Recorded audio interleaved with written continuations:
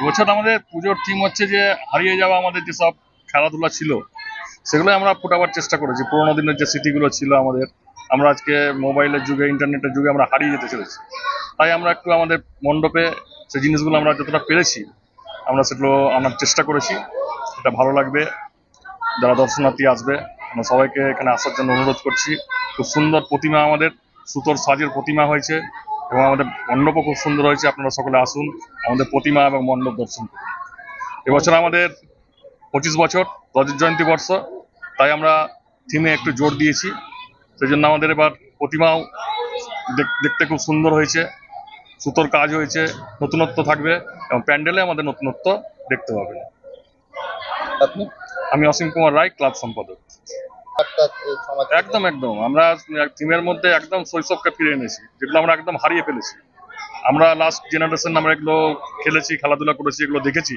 কিন্তু এখনকার যারা জেনারেশন আছেন তারা বাড়ির মধ্যে সীমাবদ্ধ থেকে গেছে, তারা মাঠে যেতে পারছে না। কোথায় থেকে গেছে? পড়াশোনার মধ্যেই তারা আবদ্ধ থেকে গেছে। আমরা মাঠটা ভুলে যেতেই একদম ভুলেই গেছি একদম, এক কথায় বললে কি।